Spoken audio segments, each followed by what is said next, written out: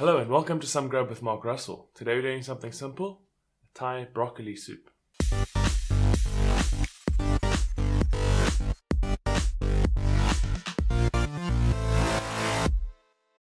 So a Thai broccoli soup is essentially a Thai green curry, but instead of having a chicken or something like that as your hero, it's going to be broccoli. And tender stems are normally the best, so I've got broccoli here, because it's on a budget.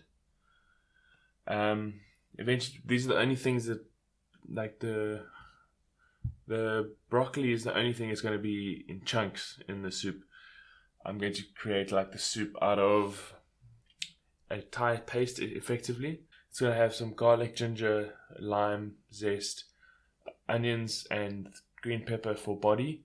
And then the aroma is going to come from fresh coriander. I'm also going to put in pickled jalapenos. That'll come later.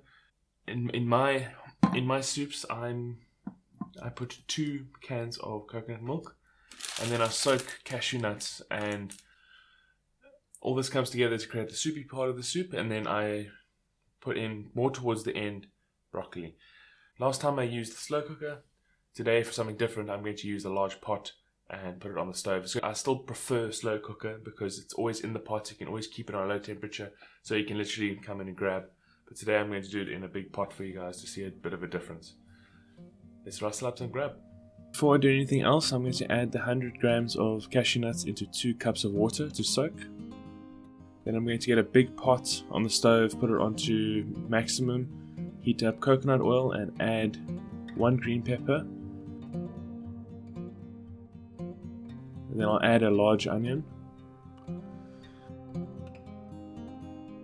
I'm going to give it about 5 minutes to sweat, constantly stirring to avoid it burning or sticking to the bottom. I'm going to add my salt and pepper now. Just remember, it being a soup, you want to add, I'm adding extra salt and pepper.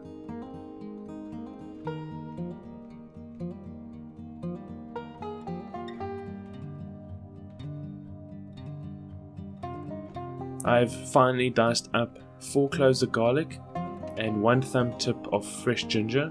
I've also added the rind and the juice of 1 lime with the garlic in.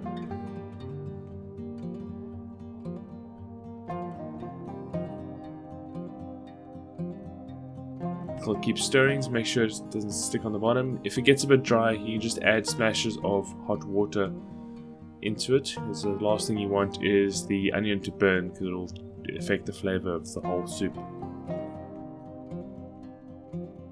Then after the 5-10 minutes, I'm going to add 2 tablespoons of jalapeno chili and then a splash of the vinegar. I'm going to keep stirring, make sure everything is moist, nothing's drying out.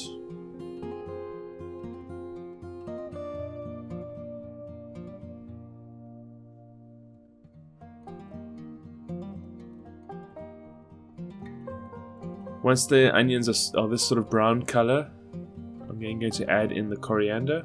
I've got 50 grams of coriander, which if you're buying locally in South Africa, it's about 1.5 punnets of coriander, and I'm leaving the other half of the second one for garnish. Just give it another 2 minutes of cooking time.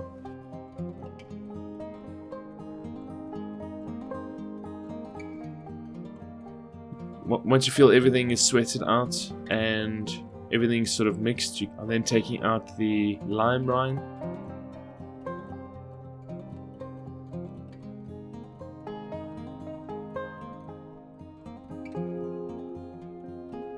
I'm adding in the 2 cups of water and the cashews. I'm then going to add in 3 stalks of celery chopped into centimeter slices. I'm then going to let it boil for half an hour.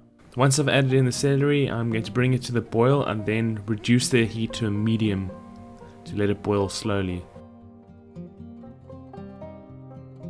After the half an hour, I'm going to give it a mix.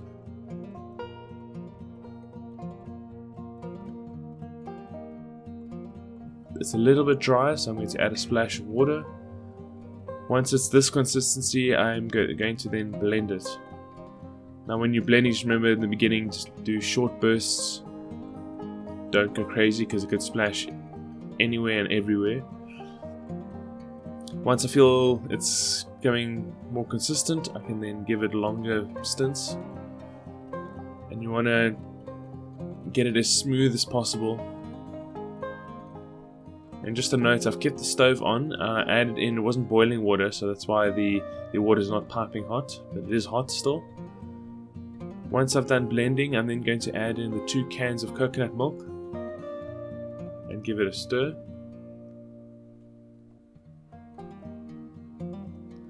Once everything's mixed, I'm then going to add the broccoli.